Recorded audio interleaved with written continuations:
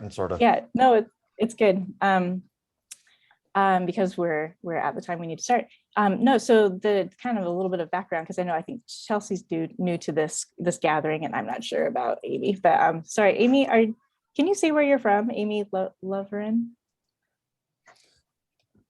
Oh yeah, I'm from the U, the Okay, Center cool. for Community Nutrition. Oh, awesome. Okay, perfect. And have you attended this food summit before, Amy?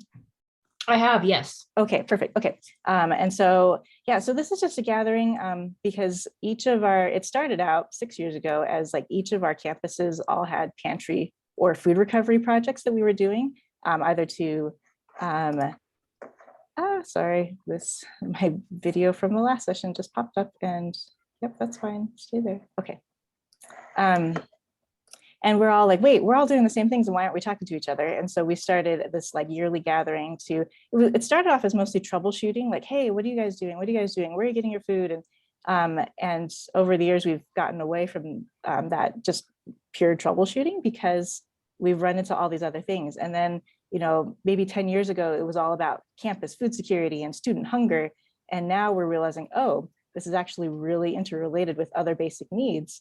And if students are struggling with housing, they're probably struggling with food.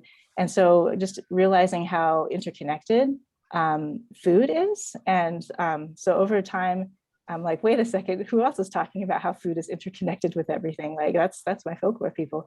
But we've also, I think I mentioned this to Lynn, within the last couple of years, and just in the last session, actually, one of the questions that was asked of all the pantry coordinators is like, what do you wish you could do? And everyone said, we really wish we could prioritize culturally appropriate food, not just like the dietetically, necessary foods, but a lot of us pantry folks don't come from a cultural background, so no one's really sure how to figure out how to think about those foods that we need to have in our pantries, besides having enough money to just buy them because we're not going to get them donated. So anyway, so that like your celebration, oh, there's Carol, yay. So your celebration of abundance is good because I'm thinking that this will help turn our brains from how do we get more cans of food on the shelf to how do we think about food in these like really important ways instead of just like helping a hungry person. So this helps a lot. I think this will streamline and focus some of the things I say, I think. Okay, cool. Well, so officially welcome everyone to this session. I'm excited to have my friends talk here. They're each going to introduce themselves as their turn comes up, but I wanted to talk about this book, which is backwards, I think, to you, at least it is to me. Okay, great. And so this is kind of the reason why the session happened. Our friends here, or my friends here, edited this book and worked on this for years. This is a good work in progress for a while, but it's here finally, and it's something that it explains a lot about what people and how people think about food in Utah. But I think as it pertains to food pantries, like I was saying before, this is a cultural piece that I feel like we just get so caught up in our food security fighting efforts that we forget about the cultural importance of food. And hopefully we can have a good discussion on how this might influence how we do our services later. And so I think Eric said that he's going to start. So give this over to Eric. So welcome everyone. Great, thanks Nelda. And it's an honor to be here and very interested to learn about the organization and talk a little bit about our book. I'm reminded of a story from the late 70s, early 80s, where refugees from South Vietnam, Cambodia ended up in Australia, and there was wonder about what to feed them. And the Australians, of course, had plenty of sheep, so they made mutton. That's how they dealt with that food insecurity situation, at least at first. But the refugees wouldn't eat it. And there was the thought of, well, what's the matter? Aren't our sheep good enough for you? Well, it turns out that sheep were such an alien thing that it would have been for them like being served a dog, or something like that. And so cultural issues are important to I think you have thoughts about food security. And it also strikes me too, one of the things that we live in this moment in time, that's food is been interesting and in the news and in the public discussion, is the idea of eating locally and the sustainability of various different kinds of food. And right here in Utah, we have uh, several different local regional foods traditions within Utah itself, where that draw upon ingredients that are specific to specific areas. And I'll show a few things about that. But so our book project that, excuse me, Lynn and Carol and I co-edited and had about 60 contributors to, trying to give, when we gave different lengths to different topics in the book, the Kentucky Fried Chicken franchise, first one still up ever in the United States, still operating. Well, that gets a couple of pictures and a glorified caption, whereas something like funeral potatoes or fry sauce gets quite a bit because of their importance and significance. But one of the things that struck us as distinctive about Utah is that there are a lot of places in the United States. I'm going to share my screen here, where food and geography importantly intersect. And I'm having an OCD moment here, because if you look at can everybody see my picture? On the top here, on the top left are the Boston baked beans. On the top right is the Bay Area sourdough bread, which should be exactly the opposite, the other way around, to be geographically appropriate, I'm realizing now. You can see down in the middle, you can see on the left, you can see Chicago versus New York pizza, Chicago versus New York hot dogs. So but all of these are cities or metropolitan areas that have a distinction. In the middle, on the right, is a plate of New Mexican style food, and in New Mexico, restaurants are clear as to whether or not they're doing traditional Tex-Mex or New Mexican food or both in their menus, and it's slightly different sets of ingredients for a whole suite of menu items. And there's a whole integrated cuisine in New Mexico. And across the bottom, there's some from Texas and Louisiana, both of which have more than one integrated cuisines. But what's distinctive is there's food in cities, food cuisines and states, and also in some places you can get yourself a mess of collard greens, grits, and fried catfish as a normal menu item in several states across the South. But what's distinctive seemed to us about Utah is that the whole state had several iconic food items. We'll talk a little bit about those, but first talk about the sub-regional stuff.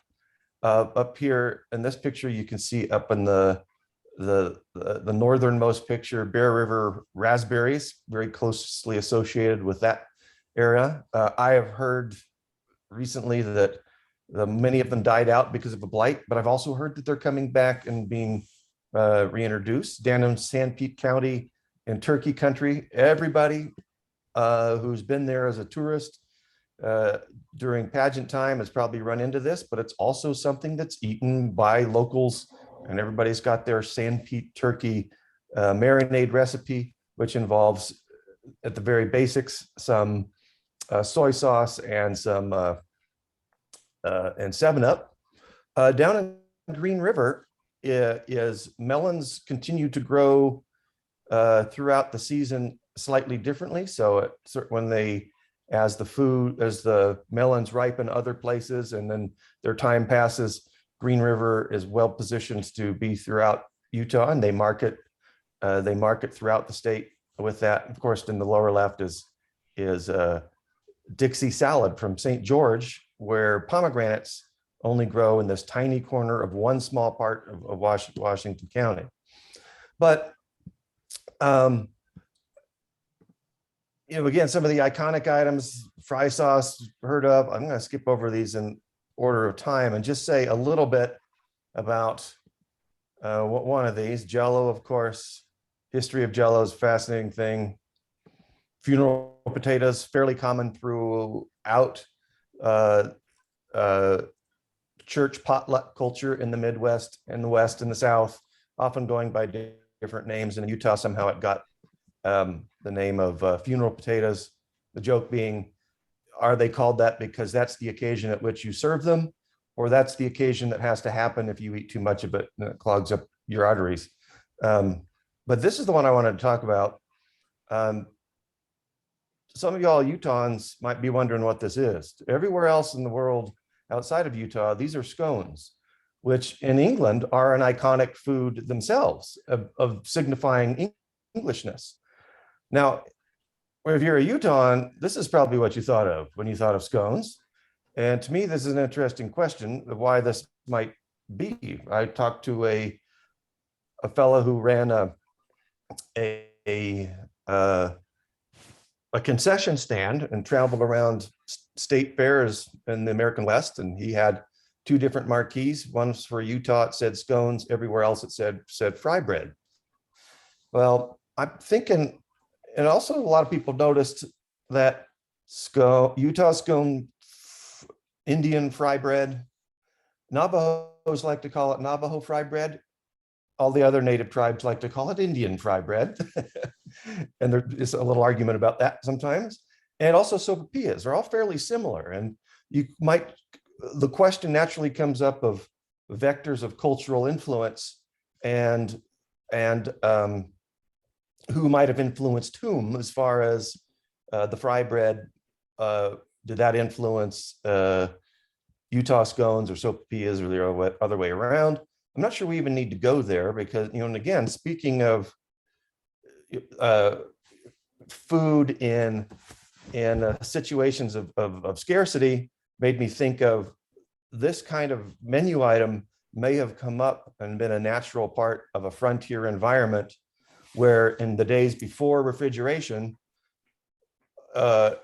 you had staple products on hand, a limited supply, that were designed to last a long time or could last a long time without refrigeration. You had lard, you had white flour, you had granulated sugar, and you had a cast iron skillet and a campfire. Well, what else are you going to make?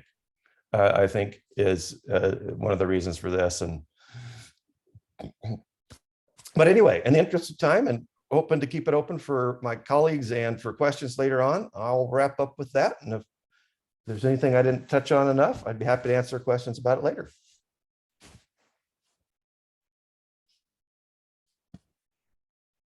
And let's see, I will stop my share.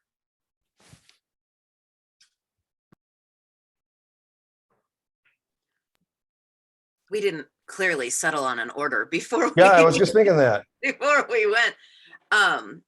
Carol, do you want to go next? Do you want me to go next? I'll go next. Do you have you go next? Okay, it's you. Take it away, Carol. Oh, you're muted currently, Carol. Can you unmute yourself? Wait.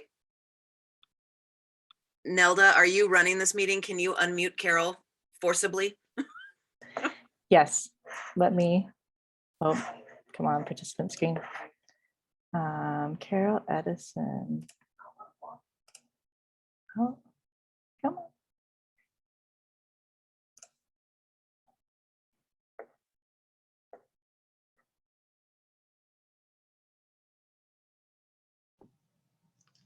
Thank you, Nelda. You're welcome.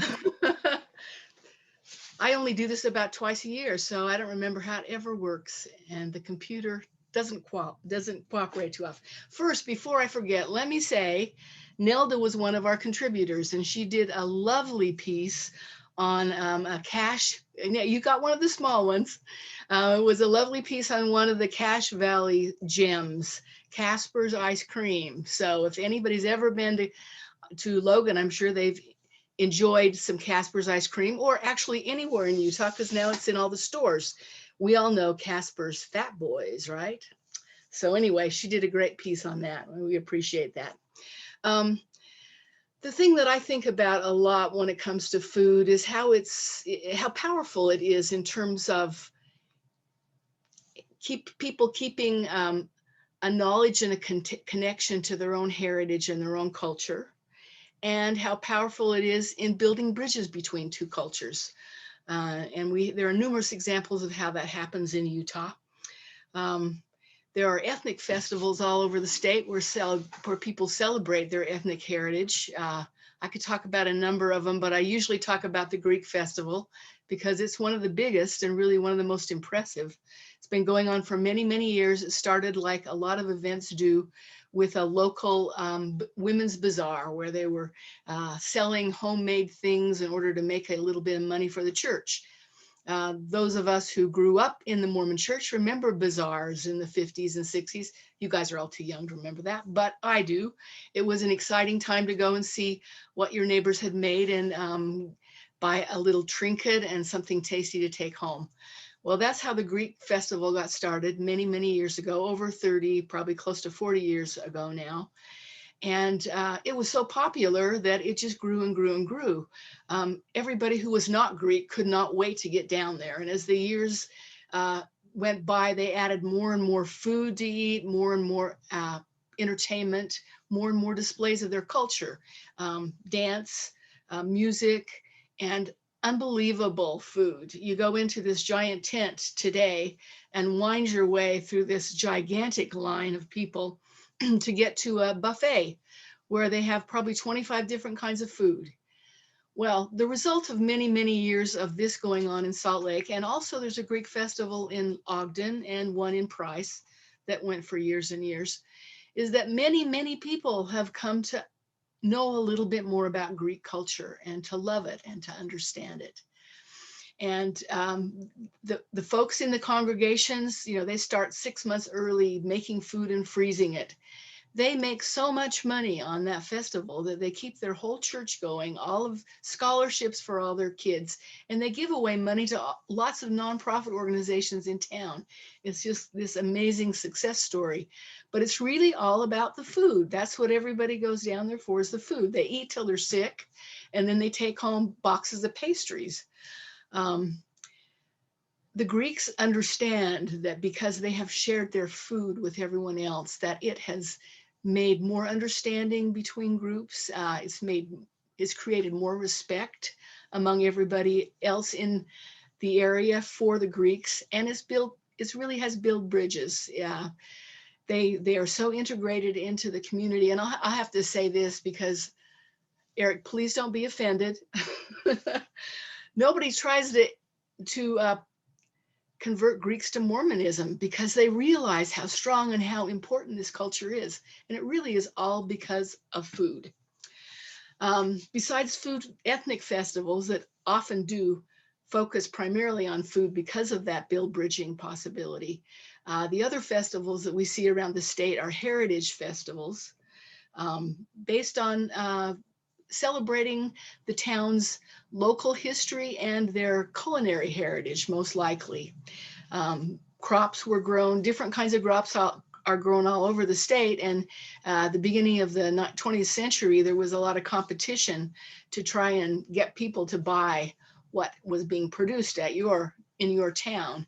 As transportation networks got more developed and it was easier to send stuff out, there was a lot of competition. And one way they tried to advertise what they had was to create a festival. So everybody would come and try their local produce, take some home. And these celebrations over time really developed into homecoming celebrations. And people would come back, even if they'd moved away 30 years ago, to see all their old friends and their old relatives who'd come back and all enjoy the festival. The festival that stands out in my mind always is Lamb Days down in Fountain Green. Eric mentioned the turkey that's big down there now, but the turkey was preceded by sheep. For many years, the whole economy of Sanpete was based on sheep. It still is to a certain extent, but the turkeys really have the supreme spot now. But Lamb Days is an incredible celebration. People really do come back to see all their old friends and neighbors. And the highlight of the day is a very carefully prepared lamb feast, basically lamb sandwiches, if you will, because they have so many people to feed. but with the money they have made over the years and with this festival, they've created the paramedic service first they built a church, they built a new ward house, they built baseball fields, they built dance platforms outside, they built just about anything the town needed, including 2 special pits that they roast the lamb in every year. And these pits are built out, they're dug about 6 to 8 feet deep. They're long, maybe 12, 15 feet long. They're totally lined with sandstone that was quarried in nearby Marble Canyon, which is a canyon you guys may have heard about. It's a a climbing canyon that's pretty worldwide known. Anyway, they brought all this sandstone in and lined these pits, and they get the lambs and they hang them on big long poles, aluminum poles with chicken wire securing them, and then they hang those poles into this pit. The pit's been prepared because they have hauled down wood from the same canyon that's a special kind of wood, and they burn that wood until it's all the way down to coals. Then they put the lamb in, they cover it with cardboard and canvas sheeting and canvas sheeting, and it cooks overnight. And there are guys who stay there all night to make sure that it doesn't break into fire and burn. And at about noon the next day, it's ready. And so they load those lambs into their pickup trucks and take them over to the local park. And they've got a whole bunch of people there who cut them up and make sandwiches. Besides that, they've got parades, they've got talent shows, they've got everything art shows, everything you can think of. But the core of it is lamb. Everybody gets together. They might live in Salt Lake or Logan or St. George, but they have to come back every year for that lamb sandwich. They have to put limits on the number you can buy, because some people buy, like, I'll take 2 dozen to haul them away to their freezer and nobody else gets it. So anyway, food is central to so many things that happen in our state. So many ways, it's just so powerful when it comes to reinforcing heritage, reinforcing what people care about. It's an expression of who they are, who their ancestors were, their place in the world. And it's a way to share that with each other. And I guess that's the basic message that I wanted to share in the book. And I think that we had so many incredible contributors to flesh that and much more out, that we really are pleased with the final product. Thanks to all of them. Take it away, Lynn. All right, thank you, Carol. I'm kind of going to reinforce that same message. I feel like that's the real connection between the work that we did and what you guys are doing, is that idea that food is, you know, on a basic biological level, nutritional sustenance, but on a cultural level, it's all these other things. And one of the things that it really is one of the main ways that we both express and understand our own identities. And so if we think in terms of food scarcity, we're thinking in terms of, among other things, identity scarcity. And that is a whole different sort of issue than nutrition and all of that, because what it amounts to is sort of this background radiation that isn't at the forefront of your mind, but that you're sort of aware of. And I feel like, you know, and anyone who's experienced living for a long time in another place outside of where you grew up, the relief that comes with having food that seems familiar is so tangible. I remember a trip where I had been in Italy for about a month and had a really bad day. And it was just a bad day of all things that in my mind at the time would only happen in Italy. And there was long train journeys and arguments with people in a language I didn't speak, and my train seats being stolen, and I didn't sleep and whatever. And it's like 14 hours of misery. And I get off this train and I'm in Naples, and was immediately accosted by people attempting to pull my luggage from my hand and wanting to get me in their cars and all of this. And I turned around and I marched right back in that train station and straight into McDonald's. And I ordered a large French fry, and I sat down and I ate those French fries. And I was just like, okay, I can do this. And I got back up and I went back out and was just like, I'm ready to face Naples, Italy today. But it's interesting because we do think the sections that I wrote in this book, if you look at the table of contents, I wrote all the vice sections. So if it's about alcohol, I wrote it. And, you know, we didn't really get into this, but our cohort of editors, Carol and Eric and I, each represent sort of different types of Utahns, which is pretty cool. And it was not, that was not an intentional plan. This book was Eric's brainchild at the beginning, and it went through so many different transformations. And in the end, these three editors, each with a different relationship to Utah's culture, and that's religiously as well as geographically, as well as, you know, whether you were a transplant or a native Utahn, ended up really being this great collaborative starting point. But it did leave all the vice chapters to me. But I also wrote the chapters on sort of contemporary foodways. She pursued with great gusto and lots of intense, serious field work. It's true. I have to buy one of every local beer that they make in Utah, so I can take a picture of them and have an opinion on them. But one of the things that I found, and that I think it's important to remember, we tend, when we think of food and culture, we do, I think quite importantly, and Carol illustrated it so well, think about heritage, think about ethnicity, think about our backgrounds. But a lot of the times it's more, it can be more immediate than that. So it really is just the foods I'm used to having access to, the foods that I ate with my families. A colleague of all of ours, Ian Brody, who's a folklorist in Cape Breton, Nova Scotia, wrote a book on, wrote an article about Cape Breton traditional foodways, because he was teaching a foodways class to his students, and they were talking about the iconic foods of Cape Breton, Nova Scotia, and things like the oat cake and haggis and all of these real Scottish ethnic foods, until his students finally told him, you know, we don't eat any of those things. Like, that's not in our daily, that's not what makes us feel like we're at home. And so he challenged them and said, so what food does tell you you're at home? And they all thought about it. And then one of them said, pizza bagels from the gas station. And he was like, what? And then the entire class was just like, exactly, pizza bagels from the gas station. And what they had was this gas station locally made these pizza bagels that came in 2 separately wrapped halves. And your job as like a high school student or a junior high student in this town was to rip open the 2 halves, microwave them separately, and then put them together and eat the pizza bagel. And his students had like all this knowledge of like, you know, you can't microwave them together. You have to do like the top half is 45 seconds and the bottom half is like 1.5 minutes. And I mean, and they were all like agreeing and whatever.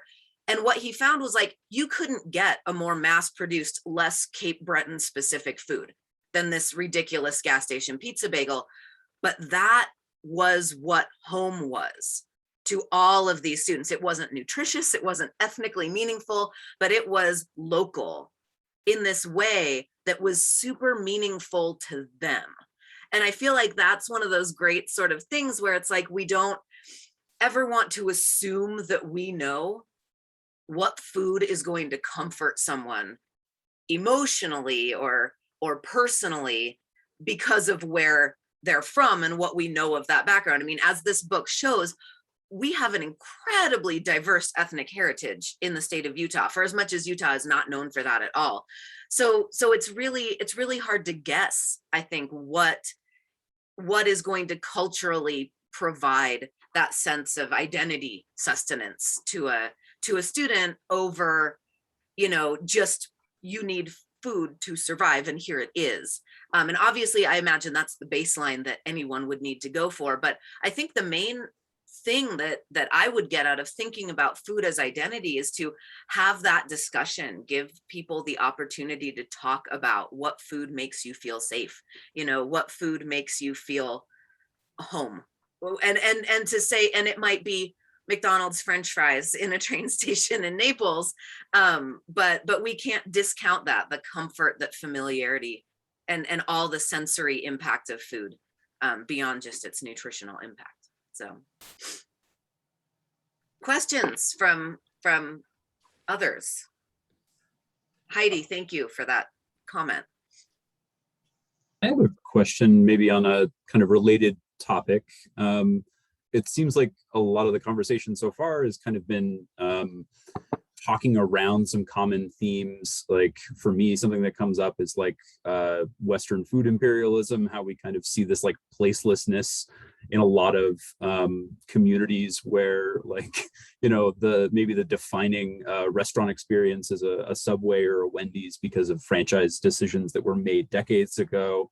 And I also think that oftentimes we kind of talk around but don't necessarily acknowledge the erasure of native food cultures, and kind of like the fact that we're currently on Western Shoshone and Goshoot land, but like the conversations that we're having around food history and food culture is centered on, you know, fry sauce and other things that are kind of transplants, or they're multi-generations removed from any kind of understanding of food sovereignty or food connection. So I'm curious, like, if that was something that was taken into consideration in the working of this book, is like how oftentimes like our understanding of our food culture is influenced by sort of this like low level white supremacy. Oh yeah, that is kind of like built into our culture.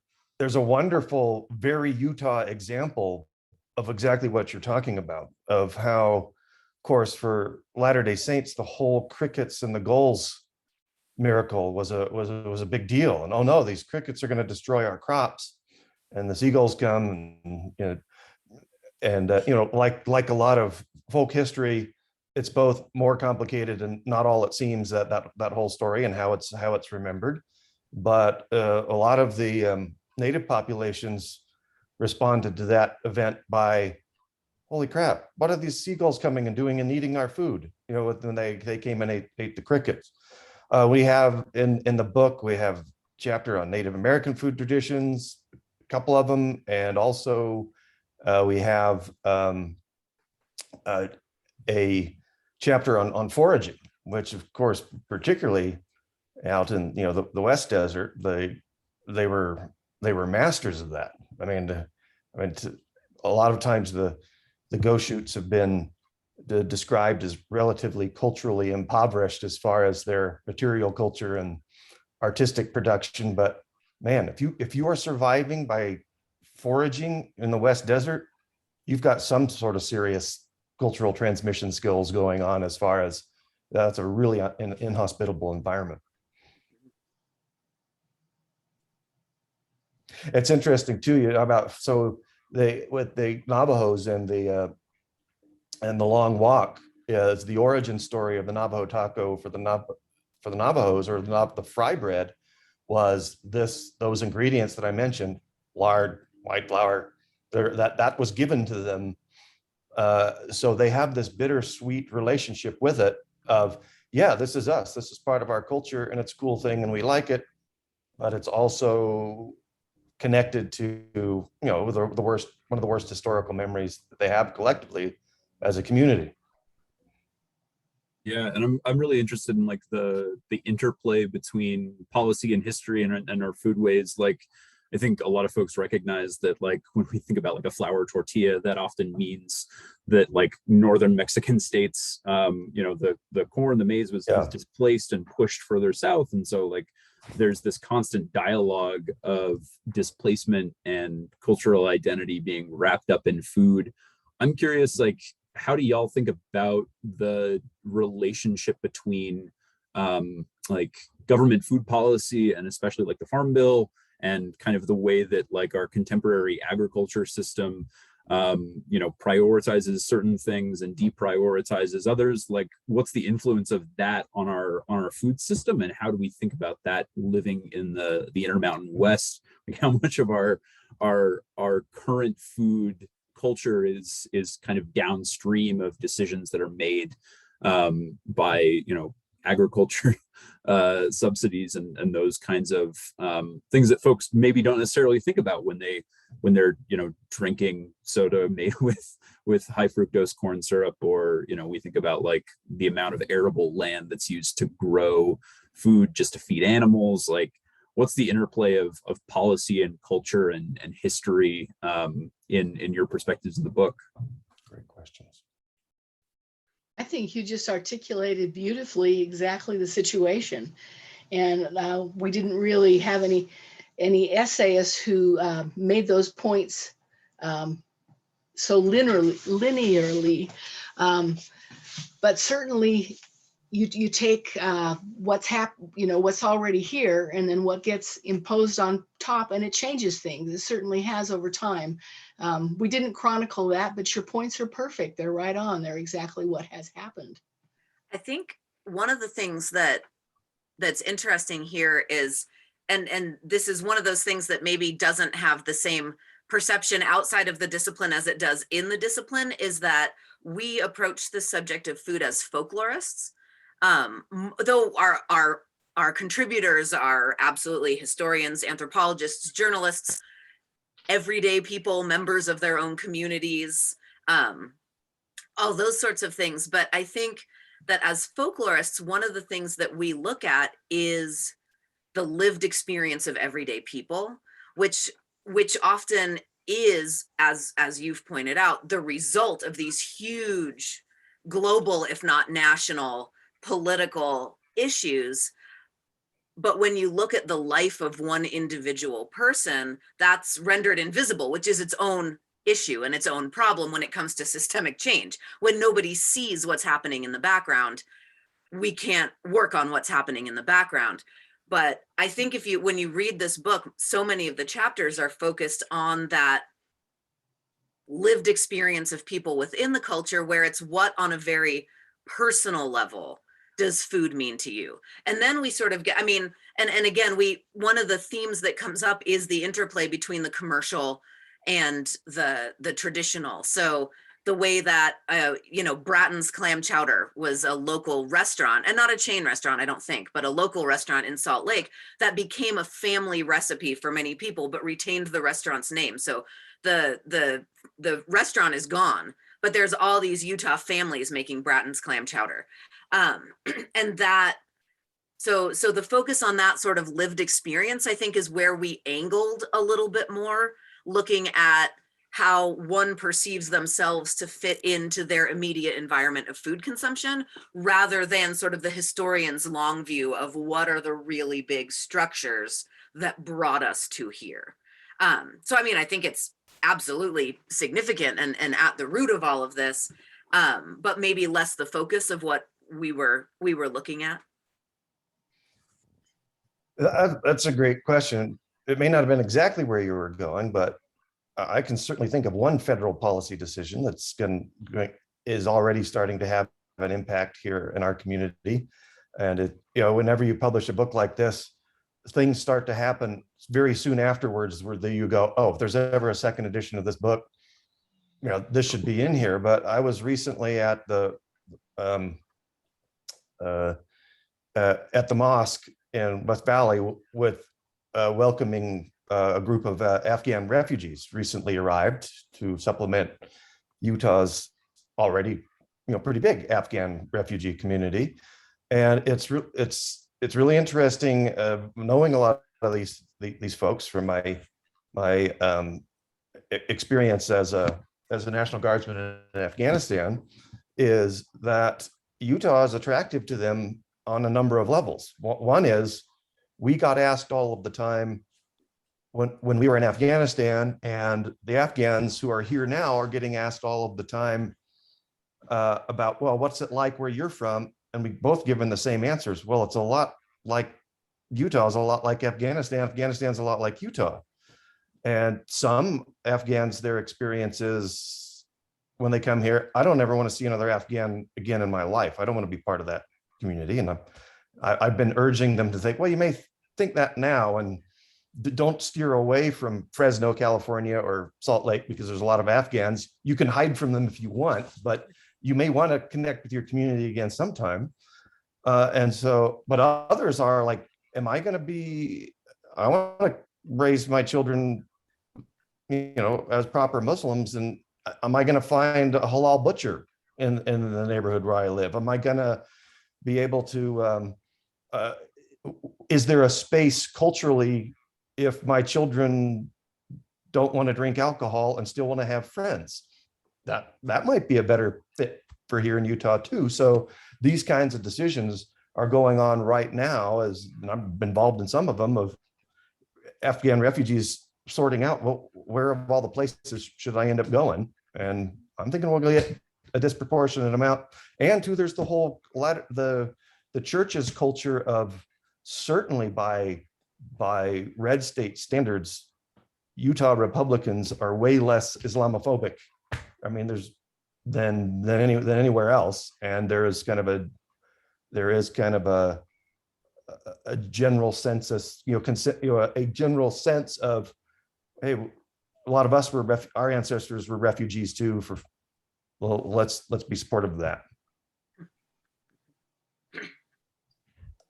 Yeah, and I'm thinking now, talking to all y'all, I'm thinking there's all sorts of connections here between food culture, food security, and that maybe I hadn't thought of before.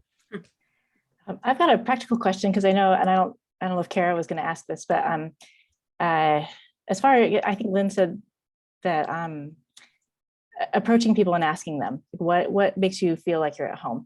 So like, what in a practical way, what are the things that we need to remember if we've identified maybe some groups, so we've got some relationships with maybe some multicultural student groups on campuses, or in the communities, like how do we go about approaching them and asking them that question? Like, is that what are the kind of the nuts and bolts of things we have to remember before we go and when we go to ask them? It's funny, that makes me think folklore, and Nelda, I know that you know this, but folklore really is about bringing things that are generally perceived to be trivial front and center, and looking at them as important markers of culture. And this has been a thing that folklorists talk about a lot, the triviality barrier, that we are looking at the aspects of culture that are not big and obvious, but are sort of filling in all of the interstices of everyday life. And then that ends up being a huge percentage of our perception of the world and our worldview.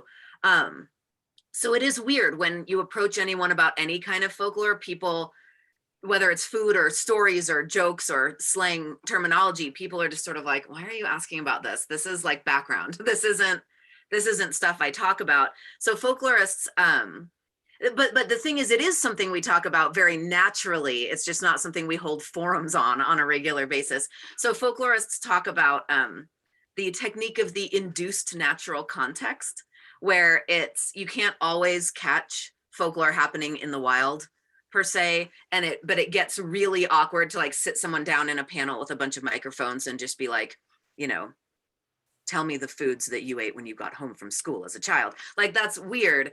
But one of the places we talk about food is while eating food. And this is advice that I give to all of my students, is like, if you want to collect scary stories from your friends as part of a folklore collection project, the thing to do is think about, where do you remember hearing scary stories, and go to that setting again and tell some. Like, folklore is generative. We are inclined to share it. So sitting around and eating is a great way to start talking about food, and to be asking people what food resonates with you. Like, I have told my students the story about me pathetically, desperately needing an injection of American culture in the form of French fries in an Italian train station fairly often. And then they all kind of go like, yeah, I had that feeling once. Like, I know that feeling of needing something to bring cultural comfort to me at some point in my life. And so that sort of bringing in the trappings of when we know stuff like this gets talked about and shared naturally helps sort of jog people's memories, I think. So being open with our own food culture is sort of what I'm saying, laying the table, so to speak, but also literally, with food, and then sharing our own moments of, here's unexpected foods that, I think people also have an awareness that they're supposed to, have deep, meaningful, all the kids in Nova Scotia being like, I really should be eating oatcakes every morning, and then being validated in like, no, your pizza bagel thing matters to you. Like, that's legit. Like, letting what people really do perceive as, and a lot of it's contextual, right? Like, I had a student once confess that those EL fudge cookies were like a huge portion of their perception of their family and their home and all of this. But when they tried eating them with their roommates, it wasn't the same, because there weren't their siblings around them eating them in that annoying way that always drove them crazy, where they would pull the little elves apart and scrape all the chocolate off with their teeth and then leave the gross, soggy, cookie halves on the table. Like, that's disgusting, but that was so meaningful to the student to be like, all my roommates ate the EL fudge cookies wrong. It was tidier and less gross, but I didn't like it. It didn't work the same. And that, like, that's so weird and specific. But that was home. Like, being surrounded by younger siblings making a mess of EL fudge cookies on the table was something you could not replicate, even with mass manufactured identical EL fudge cookies in a different context. And getting to that point with people where they can zero in on that level of specificity, like, takes time and mutual revelation, I think. Yeah. Yeah, I'll second that, Lynn. You and I do just about the same thing when we tell our students, you need to go out and collect some folklore. It's like, if you just say, hey, can you tell me any folklore? You're likely to get blank stares. Mhm. But if you're sitting around with your roommates after dinner together, and say, oh, hey, I heard this great joke, and you share it, you might not even have to ask, do you know a good joke? Part of the naturally occurring context of stories is other stories, and they kind of, people tend to share them like that. And I say, so yeah, and induce the naturally occurring context that you want to happen by sharing the kind of story that you're hoping to collect. Yeah. Thank you. Is there another question? Maybe one more? I'm curious how all y'all participants here, what are you working on as far as food and food security in Utah, and you know, what are you doing out there in the world of food? I'm very curious. Can hop in. So my name's Mike. I use he, him pronouns, and I'm the basic needs coordinator at Salt Lake Community College. My background is as a cook and working in the specialty food and coffee industries in Salt Lake. And I came to Salt Lake Community College 3 years ago to work with the Bruin pantries. So Amanda Reidiger, who's also on this call, and I work with the network of food pantries at SLIC. And so we try to engage our student leaders in kind of conversations about, like, you know, their relationships to food, and, like, obviously, like, I think a lot of the stigma that's associated with accessing emergency food aid and pantries, there's a lot of this tension, you know, where I think the biggest struggle that I have is kind of having a disconnect between maybe the sources of food that we're receiving in the pantry, or the donors versus the people that we're trying to support. And it can be really, really difficult to bridge those gaps when, you know, we see that kind of dissonance between these kind of more, I think oftentimes, like, power laden dynamics of, like, charity, of folks trying to bring something to help someone else, but maybe the help that they're offering isn't necessarily salient to the people who are in need of support. And so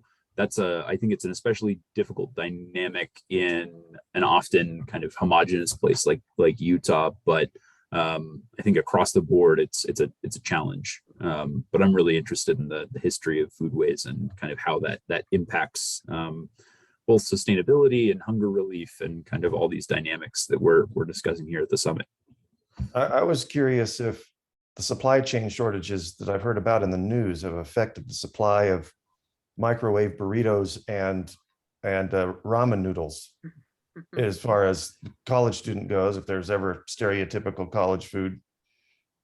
Halfway joking, but also actually kind of serious.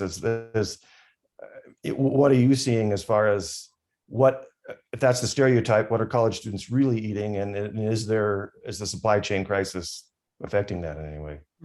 I think yes and no. I think that we're trying right now to figure out, like, how do we provide accessible, convenient, like, ready to eat foods for folks, and also give folks supplies that they need to be able to cook and prepare meals at home.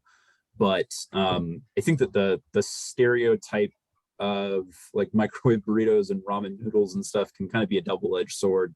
It's like, it is real in certain circumstances, but oftentimes it can reinforce kind of a scarcity mindset, or kind of reinforce some of the negative stereotypes about eating habits.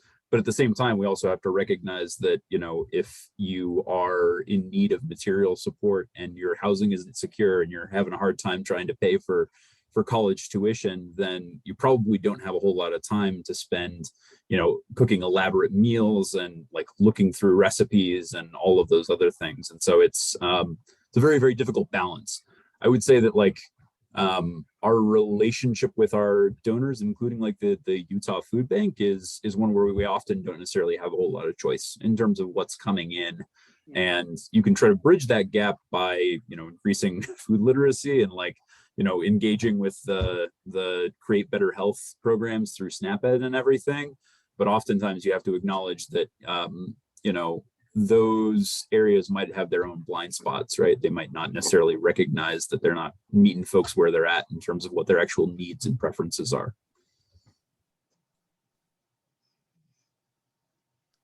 Great. I want to thank everyone here. I have to start the 11 o'clock session. Thank you, Carol and Lynn and Eric, and thanks for everyone to join in. This is exactly what I wanted. I was to kind of think about this, because it also, you know, I come from a folklorist training, but I feel like sometimes when I have that hat on, of my pantry hat on, I don't think like a folklorist. And so especially when you talked about like identity scarcity and food scarcity, we talk all the time here on campus about student mental health. And this makes me think, oh, wait, there's a piece that I haven't been thinking about as far as food goes. So thank you very much. And we'll see some of you in the next sessions, and good to see all three of you together. So thank you, Nelda. And Nelda, let's talk about that more, since I'm here at USU also. I'm interested in this. So okay, great. Okay, thank you. All right, okay, Thanks, see all. you. Yeah, okay, bye.